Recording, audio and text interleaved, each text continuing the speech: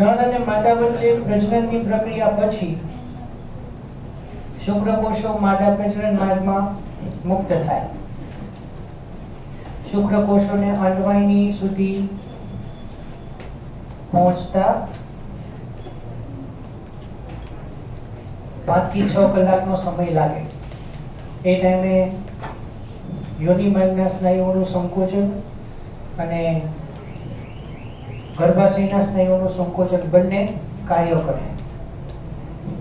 પછી શું થશે? શુક્રકોષનો શીર્ષ અને મધ્ય ભાગ અંદર દાખલ થશે. ઝોના પેલ્યુસિડા આવરણમાંથી આખો શુક્રકોષ અંદર દાખલ થઈ જશે. પણ જે અંદરનું એન્ટ્રમ છે, બરોબર, અંડકોષનો અંદરનો ભાગ, ત્યાં માત્ર મધ્ય ભાગ અને શીર્ષ જ પ્રવેશ કરે. પૂંછડી બહાર રહી જાય. પછી અંડકોષની અંદર અર્ધીકરણ 2 એટલે કે સમસૂત્રી વિભાજન પૂરું થશે અને એના કારણે પરિપક્વ અંડકોષ અને એક દ્વિતીય ધ્રુવકાય અસ્તિત્વમાં આવશે. બરોબર. એના પછી દાખલ થયેલા શુક્રકોષના કોષ કેન્દ્રને નર પ્રકોષ કેન્દ્ર કહેવાય, કે જેમાં ગ્રેવિસ રંગસૂત્ર છે, અને અંડકોષના કોષ કેન્દ્રને માદા પ્રકોષ કેન્દ્ર કહેવાય. એટલે નર પ્રકોષ કેન્દ્ર અને માદા પ્રકોષ કેન્દ્ર બંનેના જોડાવાથી દ્વિતીય ફલિતાંડનું નિર્માણ થાય. ફલિતાંડની અંદર 46 રંગસૂત્ર આવશે અને અહીંયા ફલિતાંડમાં 46 રંગસૂત્ર નક્કી કરશે કે બનનારા બાળકની જાતિ કઈ છે ફલિતાંડના નિર્માણના સમય. એટલે આજે આપણે ગર્ભસ્થાપન, ગર્ભની જાતિ કઈ રીતે પિતા દ્વારા નક્કી થાય, પછી કોઈ ગર્ભવતી સ્ત્રી મેડિકલ ચેકઅપ માટે જ્યારે હોસ્પિટલમાં જાય ત્યારે એને અંદાજિત બાળકના જન્મની તારીખ આપવામાં આવે. એના થોડા નીટ રિલેટેડ એમસીક્યુ ની ચર્ચા આજે કરશું.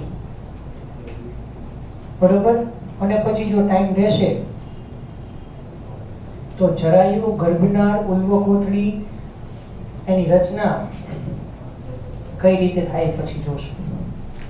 એના પછી ગર્ભવૃદ્ધિ અને ગર્ભ વિકાસ, પછી પ્રસૂતિ અને દૂધ સ્ત્રાવ. લગભગ કાલે 99% ચેપ્ટર પૂરું. બરોબર. પણ વિડિયો બાકી હો. હા, વિડિયો બાકી. ચલો કાલની આકૃતિ ફરીથી દોરું છું, સમજો.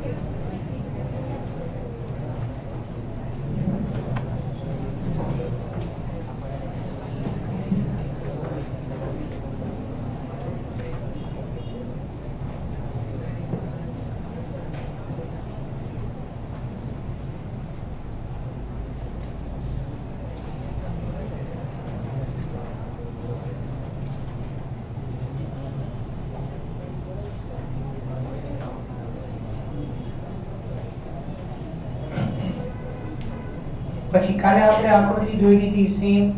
કાલે આપણે જ્યાં હતા ને ત્યાંથી સ્ટાર્ટ કરીએ.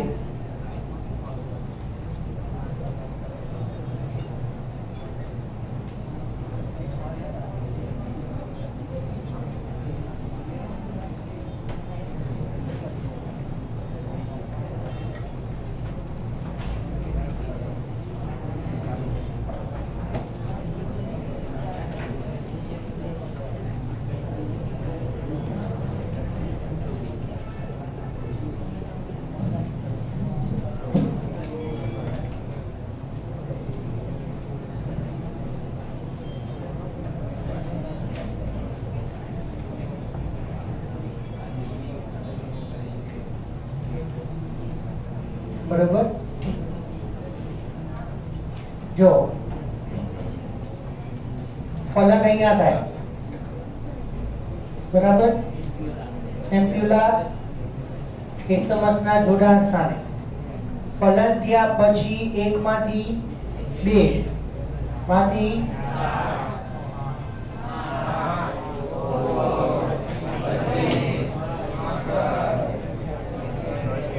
બસ બસ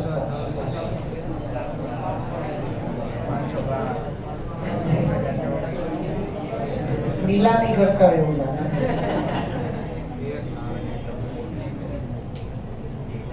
જો ધ્યાન રાખો, 16 માંથી 32 કોષીય અવસ્થા, પછી યાદ હોય તો 8 થી 16 કોષીય અવસ્થાને મોરુલા અવસ્થા કહેવાય. અને આ શું દોર્યું છે? ગર્ભ કોષ્ઠ કોથળી, બ્લાસ્ટોસિસ્ટ. હવે સાંભળજો, બરાબર, આખી વાત. ગર્ભકોષ્ઠ કોથળી 32 કોષી બ્લાસ્ટોસિસ્ટ.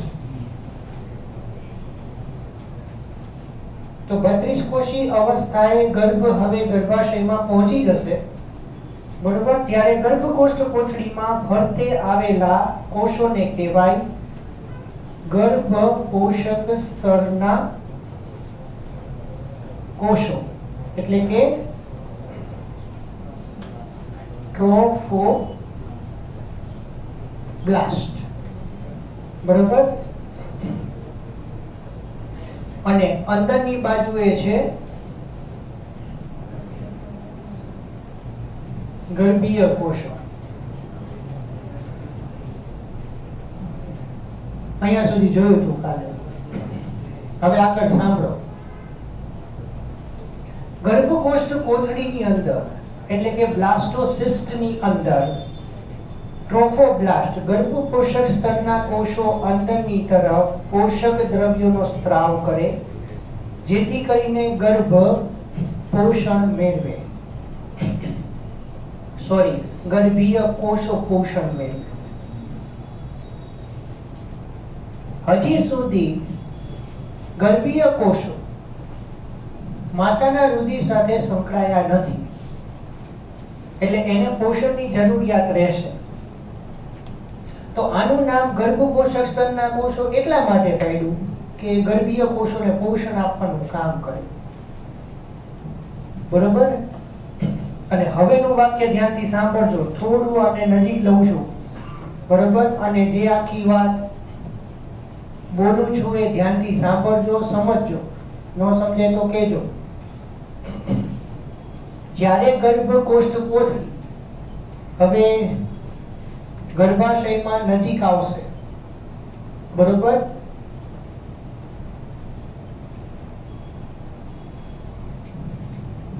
ત્યારે ટ્રોફોબ્લાસ્ટ એટલે ગર્ભ પોષક સ્તરના કોષો જેમ અંદર ગર્ભીય કોષોને પોષણ આપવા માટે પોષક તત્વોનો સ્ત્રાવ કરે છે, એની સાથે સાથે બહારની બાજુએ પણ પાચક ઉત્સેચકોનો સ્ત્રાવ કરે, જેની મદદથી ગર્ભાશયનું થોડું એન્ડોમેટ્રિયમ અને માયોમેટ્રિયમને બચાવે.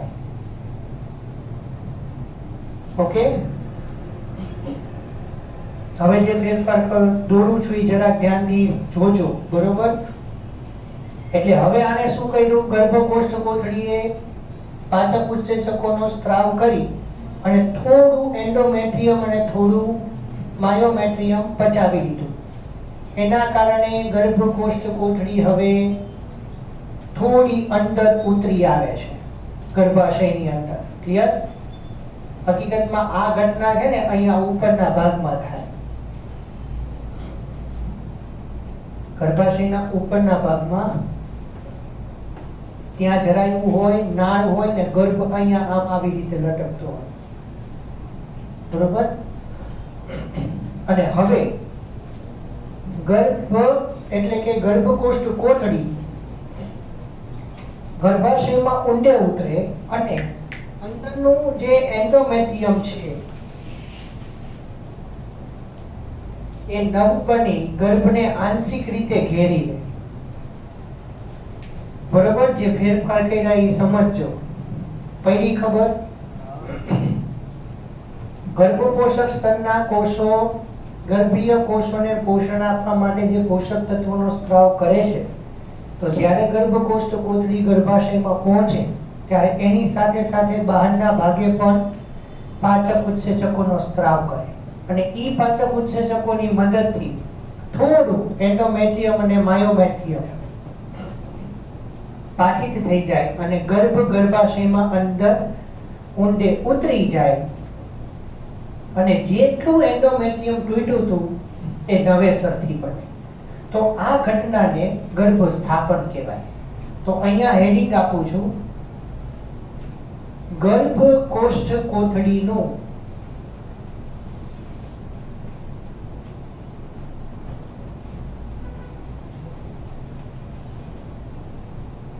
ગર્ભાશયમાં સ્થાપન. બરોબર? હવે જે લખું એ સૌથી ઇમ્પોર્ટન્ટ.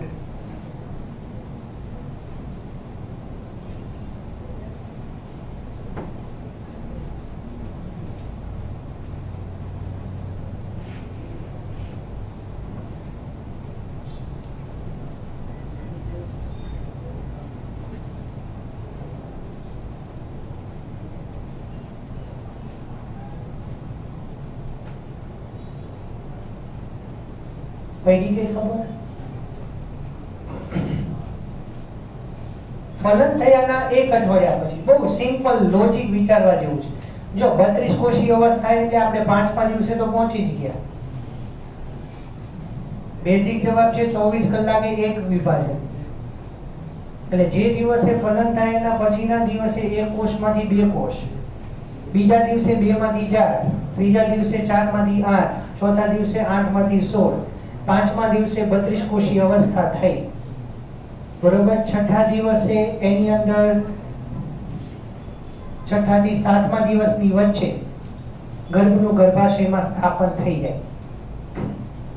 અને હવે આ સ્ત્રીએ ગર્ભ ધારણ કર્યો છે એ નક્કી. કોર્પસ લ્યુટિયમનું વિઘટન અટકશે, પ્રોજેસ્ટેરોનનું પ્રમાણ ઊંચું રહેશે, એટલે હવે પછી ઋતુચક્ર જોવા નહીં મળે. બરોબર? તો ગર્ભનું ગર્ભાશયમાં સ્થાપન ફલન થયા પછીના 1 અઠવાડિયે અથવા 7મા દિવસે થાય. તો આ વાત કાલે બાકી આપણે રહી ગઈ હતી. બરોબર? તો ગર્ભનું ગર્ભાશયમાં સ્થાપન કરવા માટે ટ્રોફોબ્લાસ્ટ જરૂરી છે. એટલે હવે જે આ ગર્ભપોષક સ્તરના કોષો છે, ધ્યાન રાખજો, હવે આગળ શું ઘટના સમજાવવાનો છું, પણ થોડું આપણે એક વચ્ચે પોઈન્ટ ડાયવર્ટ કરશું. ગર્ભપોષક સ્તરના કોષોમાંથી ભવિષ્યમાં, એટલે હવે ગર્ભનું સ્થાપન થઈ ગયું, ઉલ્વ કોથળી, જરાયુ અને ગર્ભનાળ અથવા નાભિનાળ બને છે. બરોબર? એટલે આખો ગર્ભાશયમાં કઈ રીતે ગોઠવાયેલો હોય એ પછી આપણે દોરીએ, સમજીએ. અને ગર્ભીય કોષોમાંથી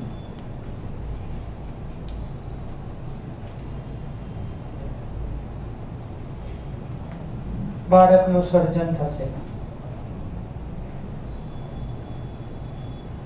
ફલિતાણ સમયે જે પ્રકારે શુક્રકોષ અને અંડકોષનું ફલન થયું હોય એ પ્રમાણે બાળકની જાતિ નક્કી થશે.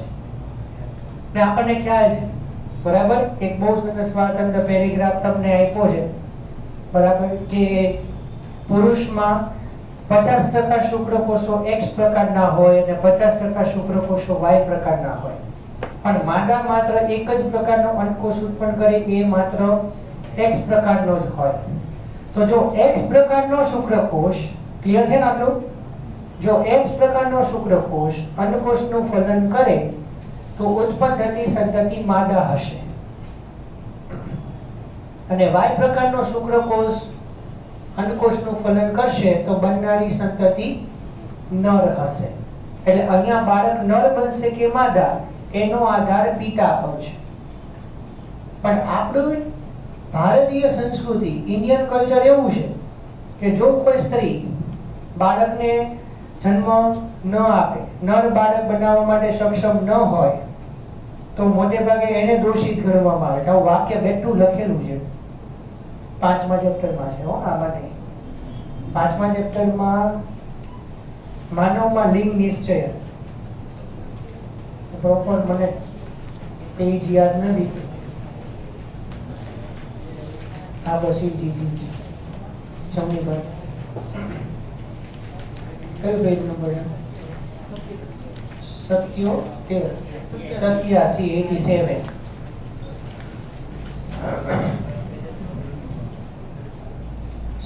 નંબરના પેજ ઉપર માનવમાં લિંગ નિશ્ચય ટોપિકમાં છેલ્લી 2-3 લાઈન વાંચજો.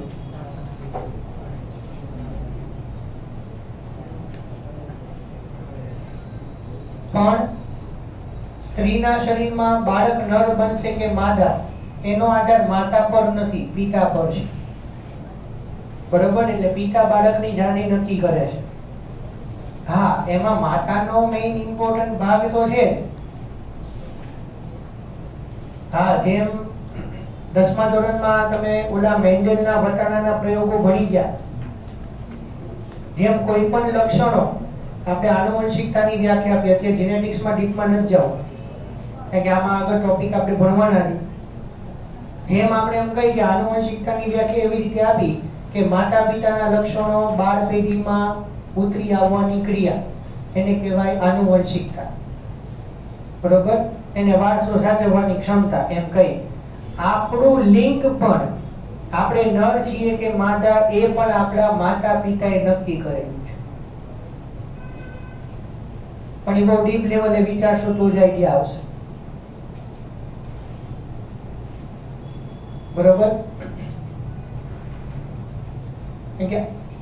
એક સિમ્પલ વસ્તુ છે કે જો માદા બાળક હોય તો સીધી જ વસ્તુ છે કે માતાનું X રંગસૂત્ર અને એની પાસે પિતાનું X રંગસૂત્ર છે, કન્ફર્મ. અને જો નર હશે તો માતાનું X રંગસૂત્ર અને પિતાનું Y રંગસૂત્ર એ કન્ફર્મ. એટલે આપણા માતા પિતાના જે લિંગી રંગસૂત્રો છે એ આપણી જાતિ નક્કી કરે છે. એટલે માનવની અંદર જે લિંગી રંગસૂત્ર છે એ એની બાળ પેઢીની જાતિ નક્કી કરે છે. એ પણ આનુવંશિક છે.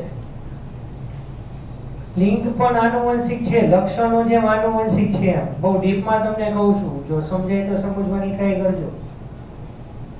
જનરલી કોઈ પણ લક્ષણોને આપણે ધ્યાનમાં લઈ છે. વટાણાના છોડમાં આપણે ઊંચા નીચા છોડનું સંકરણ કર્યું, બધા છોડ ઊંચા મળ્યા, પછી એપ્લોપેડીમાં 3 છોડ ઊંચા છે, 1 છોડ નીચો, 3 જેમ 1 પ્રમાણ મળતું. પછી દ્વિસંકરણના પ્રયોગમાં 9:3:3:3 જેમ 1 પ્રમાણ, ગોળ પીળા બીજ લીલા ખરબચડા બીજ વચ્ચે સંકરણ કર્યું. આવું બધું આવતું. તો કે માસ પ્રમોશનમાં એ આગળ જો ખબર નથી.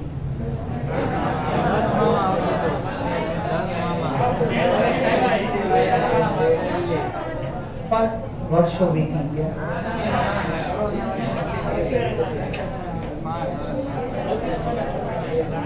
5 વર્ષ ને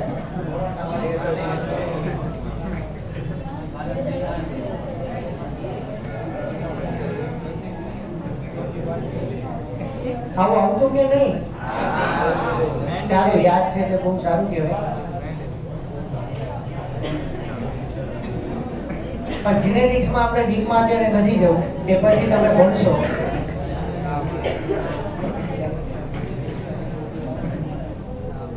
ચલો, આની અંદર હવે કોઈને કઈ ડાઉટ હોય તો પૂછો, પછી આગળ વધો. કાલ કરતા હવે થોડું એડિટિંગ થશે એટલે પછી એમાં એડિટ કરી નાખજો. 2 આકૃતિ ફરીથી હવે આ તો દોરવી પડશે તમારે. આની અંદર તમારે એડિટ કરવું પડશે, આ દોરવી પડશે. ના, આ નથી દોરી.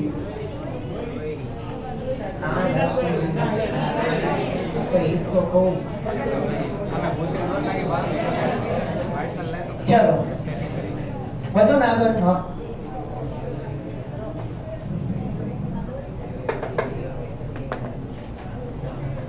ઉર્વ કોથળી એની ફરતે ઉર્વ કોથળીમાંથી ઉર્વ પ્રવાહી બનશે, ગર્ભની ફરતે આવેલું પ્રવાહી, જેને આપણે ગર્ભની ફરતે આવેલું પાણી કહીએ છીએ, એ પછી જરાયુ, ગર્ભનાળ, આ બધું બનાવશું.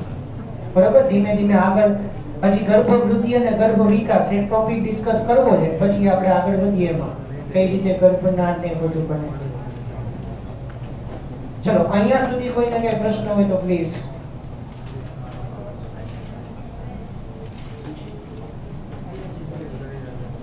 વધુ આગળ? ઓકે, પછી લખજો.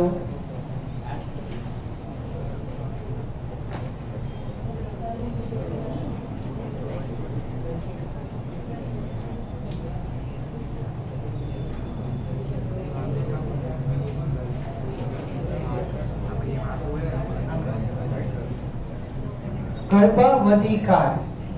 ગર્ભ કેટલો સમય માતાના શરીરમાં સચવાય છે? ગર્ભનો અવધિ. હા, અચ્છા, જૂનો કન્સેપ્ટ આજે કાઢી નાખશું. માનવની અંદર ગર્ભાવધિકાળ, પ્રેગ્નન્સીનો સમયગાળો 9 મહિનાનો છે, એ તદ્દન ખોટી વાત. ઓકે, કહું છું 2 મિનિટ રાહ જુઓ, 5 મિનિટમાં કહી દઉં. પણ ધ્યાન રાખો, હવે ધ્યાન રાખો.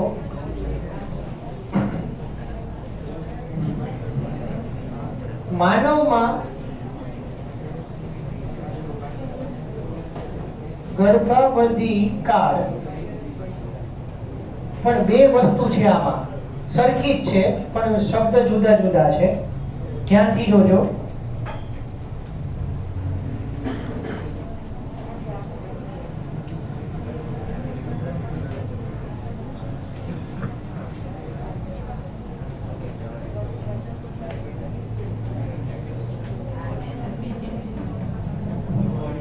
બરોબર?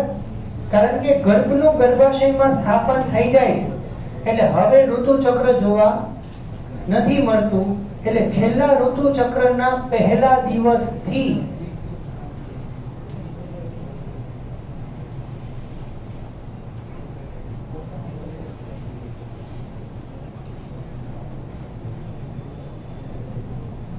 બરોબર, છેલ્લા ઋતુચક્રના પહેલા દિવસથી 40 અઠવાડિયા અથવા 280 દિવસ, અથવા હવેની જે વાત લખું છું આની જ સરખી જ પણ બીજી રીતે, છેલ્લા ઋતુચક્રના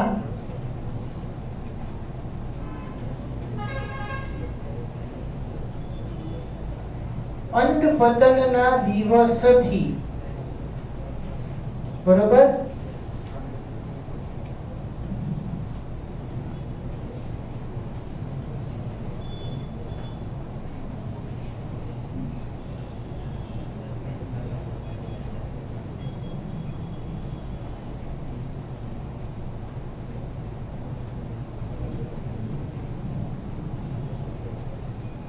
હવે અંડપતન 14મા દિવસે થાય એટલે 280 માંથી 14 માઇનસ કર્યા. 2 વસ્તુ સરખી. અંડપતનનો દિવસ એટલે 14મા દિવસે અંડપતન થયું, બરોબર?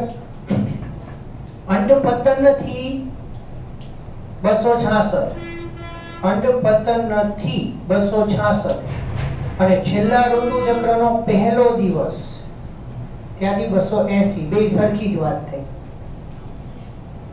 ન ખ્યાલ આવ્યો?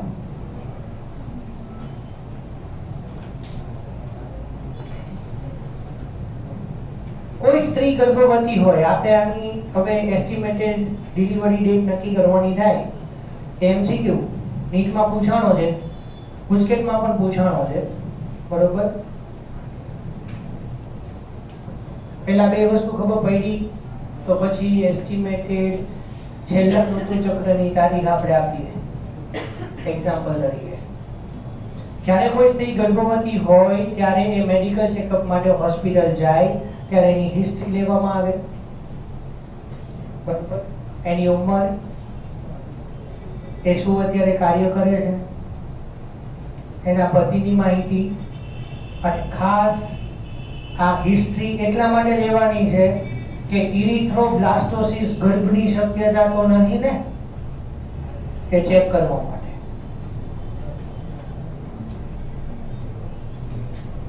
કઈ ખબર કે જો સ્ત્રી RH નેગેટિવ હોય, કોઈ પણ બ્લડ ગ્રુપ હોય, સ્ત્રી RH નેગેટિવ હોય અને પુરુષ RH પોઝિટિવ હોય, એનું પહેલું બાળક સામાન્ય જન્મશે, પછી ઇરિથ્રોબ્લાસ્ટોસિસ ગર્ભની શક્યતા રહેશે, એટલે એનું બ્લડ ગ્રુપ જાણવું પણ જરૂરી છે.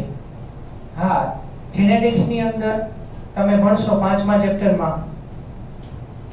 હવે ઈ વિકાસ ઉપર ડિપેન્ડ છે કે તમને બ્લડ ગ્રુપમાં કેટલા ડીપમાં લઈ જાય છે. બાકી માતા અને પિતા બેનું બ્લડ ગ્રુપ આપણને ખબર હોય તો બાળકનું બ્લડ ગ્રુપ કયું હશે એ આપણે કહી શકીએ. બરાબર, બ્લડ ગ્રુપ આનુવંશિક છે. બ્લડ ગ્રુપ આનુવંશિક છે એટલે માતા અને પિતાના બ્લડ ગ્રુપ ઉપરથી ઉત્પન્ન થનારા બાળકનું બ્લડ ગ્રુપ કેવું છે કહી શકાય. એટલે ત્યારે બ્લડ ગ્રુપ પ્રસૂતિ સમયે લોહીની જરૂર પડી હોય તો બ્લડ ગ્રુપ જાણતા હોય તો બ્લડ બેંકની અંદરથી બ્લડ લેવા માટે સરળતા રહે. બરોબર. અને સૌથી અગત્યનું, એ ગર્ભવતી સ્ત્રીને એના છેલ્લા ઋતુ ચક્રનો પહેલો દિવસ કયો હતો એને પૂછવામાં આવ્યા, અને ત્યાંથી 280 દિવસની ગણતરી કરી અને અંદાજિત બાળકના જન્મની તારીખ આપવામાં આવી. બરોબર, મહિના પ્રમાણે ગણતરી નહીં થાય, અહીંયા અઠવાડિયાની ગણતરી થશે. બરોબર, ખ્યાલ આવે છે? એટલે આ બે વાક્ય સરખા છે. છેલ્લા ઋતુ ચક્રનો પહેલો દિવસ, એટલે અહીંયા તો ઋતુ ચક્ર તો ફલન થયું છે, ગર્ભસ્થાપન થયું છે, એટલે તો ઋતુ ચક્ર જોવા નથી મળતું ને. તો છેલ્લા ઋતુ ચક્રના પહેલા દિવસથી 280 દિવસ ગણો કે છેલ્લા ઋતુ ચક્રના અન્નપતન. તો અન્નપતનનો દિવસ 14મો આવે કે નહીં, તો 80 માંથી 14 માઈનસ કર્યા અને 40 માંથી 2 અઠવાડિયા માઈનસ કર્યા એટલે 38 અઠવાડિયા થયા. ફેર કાંઈ જ નથી.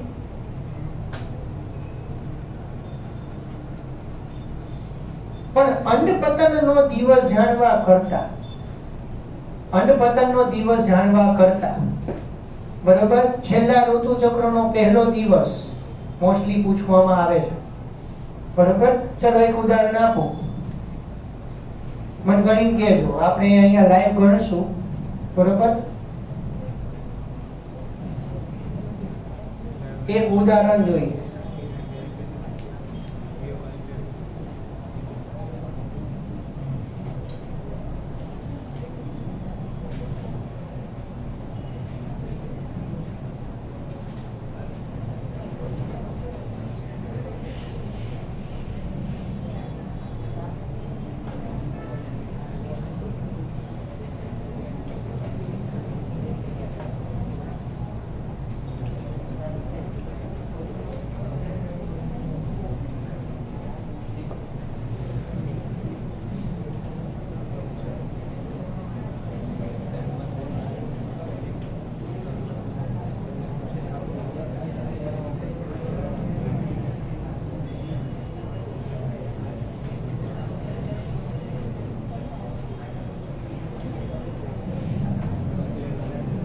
એક સ્ત્રી ગર્ભવતી છે, એના છેલ્લા ઋતુ ચક્રની પહેલા દિવસની તારીખ એને જ્યારે પૂછવામાં આવે કે છેલ્લું ઋતુ ચક્ર ક્યારે શરૂ થયું, ત્યારે એની તારીખ 25 એપ્રિલ 2021 છે. તો બાળકના જન્મની અંદાજિત તારીખ કઈ?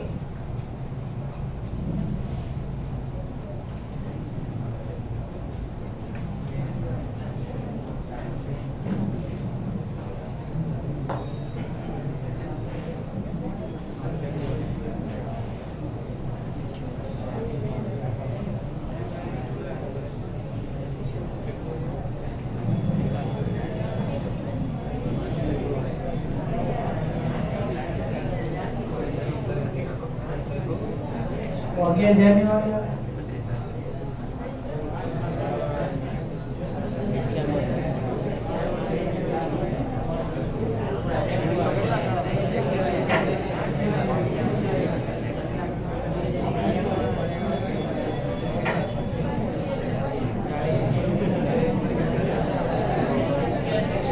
2025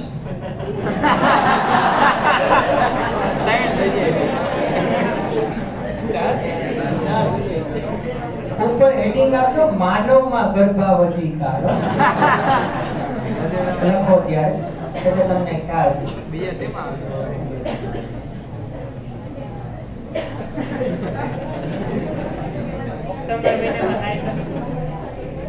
ઓક્ટોબર મહિનામાં પોસિબલ જ નથી ડિલિવરી ન કરવાની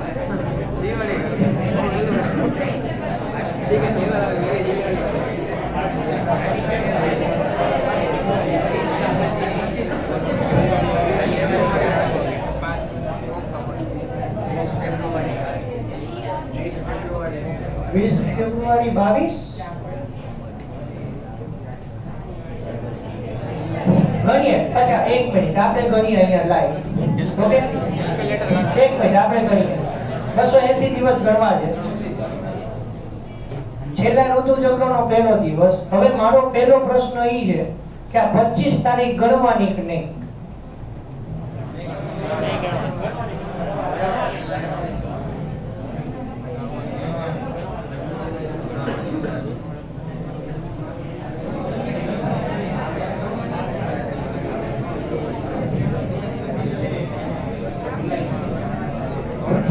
જો મેં શબ્દ વાપર્યો છે બાળકના જન્મની અંદાજિત તારીખ કઈ. બરાબર? કારણ કે બુકમાં એક વાક્ય છે, જૂની બુકમાં છે, આમાં છે કે નથી ખબર નથી, જે હોય પણ એક વાક્ય છે, આપણે આ અંદાજિત તારીખ આપવાના છે. એટલે જનરલી બાળક નો જન્મ એ તારીખની આજુબાજુ થશે. એ કુદરતી રીતે નક્કી છે. પણ ધારો કે કોઈ પણ કારણોસર અમુક બાળકો 1 કે 2 અઠવાડિયા વહેલા કે મોડા જન્મી શકે. તો હવે પહેલો પ્રશ્ન 25મી તારીખ ગણવી કે નહીં, એ કન્ક્લુઝન આપી દો એટલે આગળ વધી. એટલે અહીંયા હું લખી નાખું છું, વિચારી લો. શોર્ટકટ કરીએ. એપ્રિલ, મે, જૂન, जुलाई,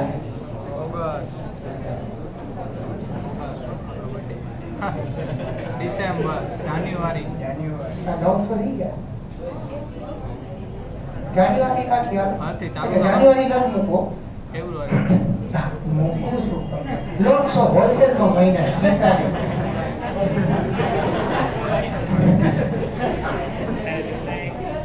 મારા મહિનાનો કામ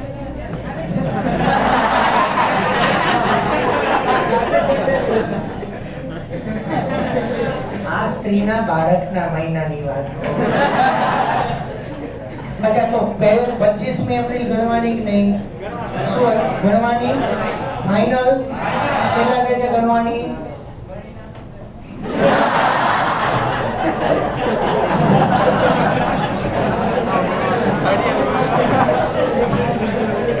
સારું ચલ વાંધો નહીં, તું કે છે તે ગણી નાખ. તું ખુશ એટલે વાંધો નહીં.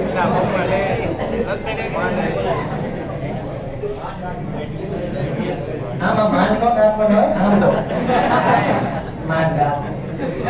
ડિલિવરી કરવાની તો કરો.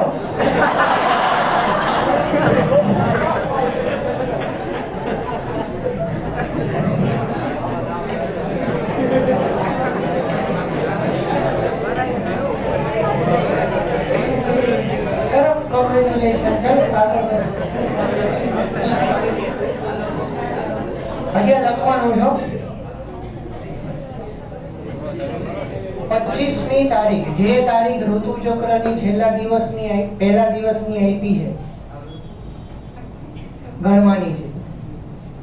બરાબર? શું લખ્યું છે? થી પહેલા દિવસથી એટલે 25મી તારીખ ગણવાની. બરાબર? એટલે 25, 26, 27, 28, 29 ને 30. એપ્રિલમાં 30 હોય ને એટલે એના 6 દિવસ. બરાબર? હવે આખા મહિના મૂકતા જઈએ. મે ના 31, જૂન ના 30, જુલાઈ 31, ઓગસ્ટ 31 આવ્યો. જૂન નો કરતા સપ્ટેમ્બર 30, ઓક્ટોબર 31, નવેમ્બર 30 અને ડિસેમ્બર 31. જોઈ 31 આવે છે. 280 દિવસ આવે છે કે નહીં એમ. ટોટલ કરીએ 11 બરાબર. કેલ્ક્યુલેટર કાઢ.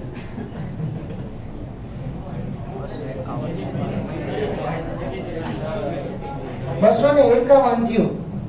એટલો ટાઈમ જોજો.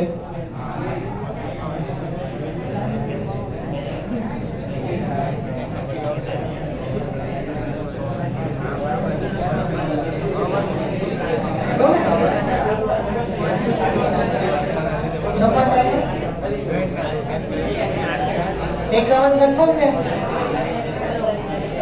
હવે 80 માં 280 માં કેટલા ખૂટ્યા? 7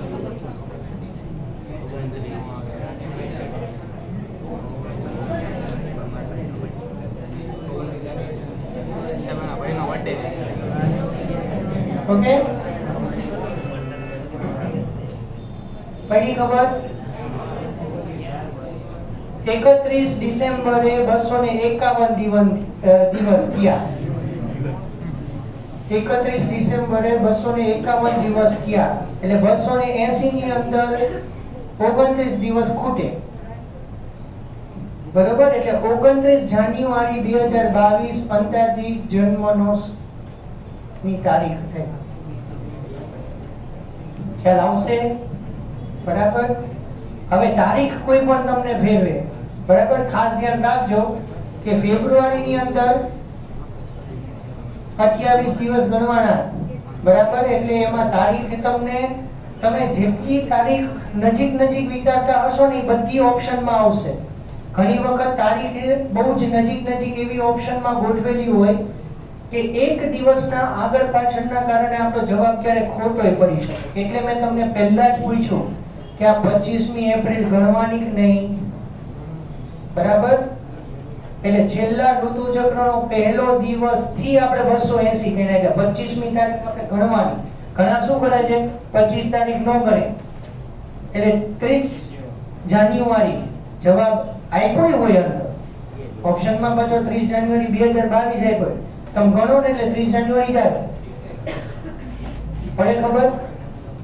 બરાબર. લખી લો. ચલો.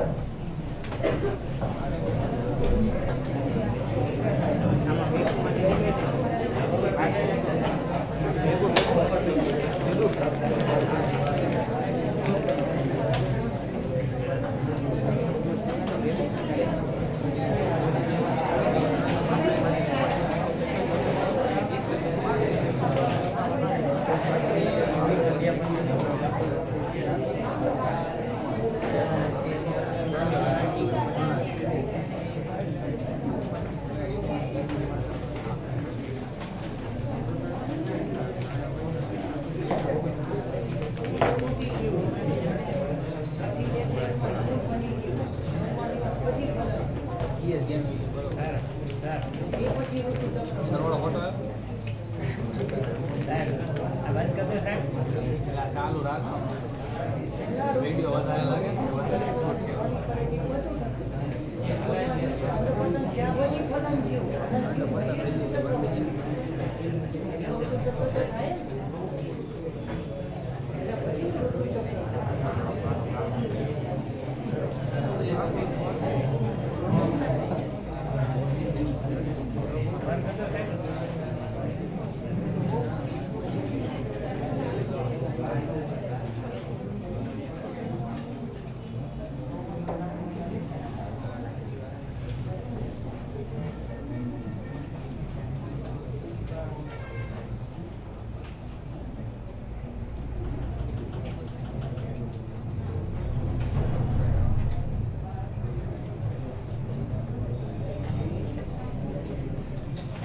આપણે 53માં પેજ સુધી પૂરું કર્યું. બરોબર. ગર્ભધારણ અને ગર્ભીય વિકાસ, પ્રસૂતિ અને દૂધ સ્ત્રાવ, આટલા ટોપિક બાકી.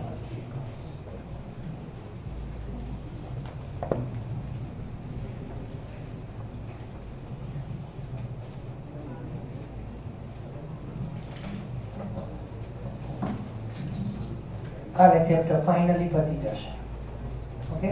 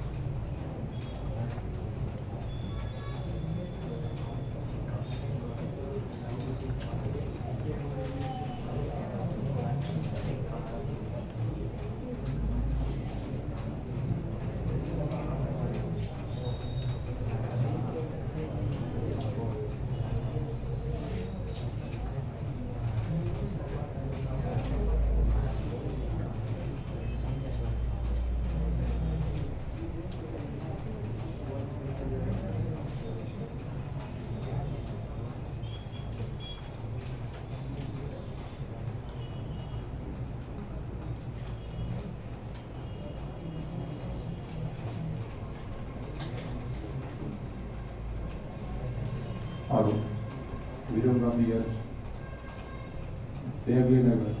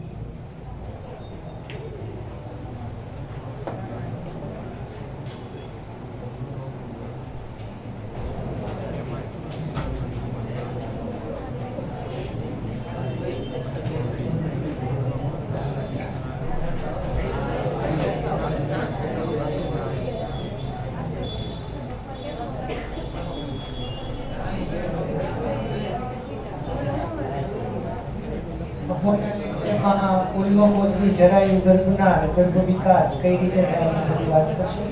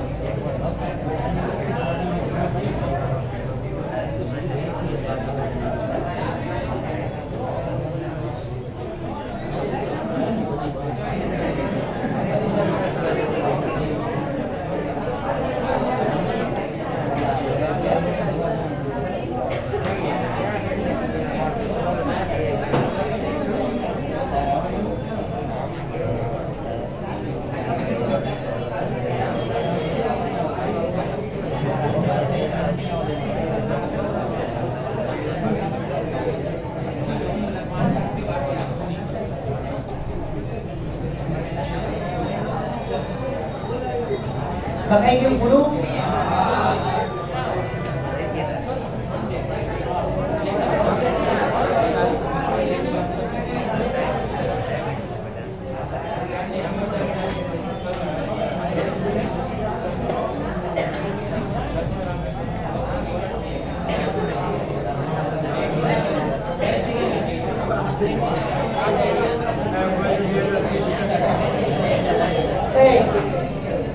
તારીખની અંદર વર્ષ ને બધું વ્યવસ્થિત રાખજો.